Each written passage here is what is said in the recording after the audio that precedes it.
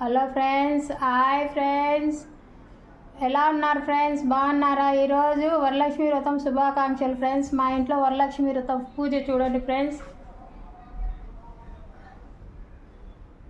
ఎంతో కష్టపడి డెకరేషన్ అయి చేసుకున్నాను ఫ్రెండ్స్.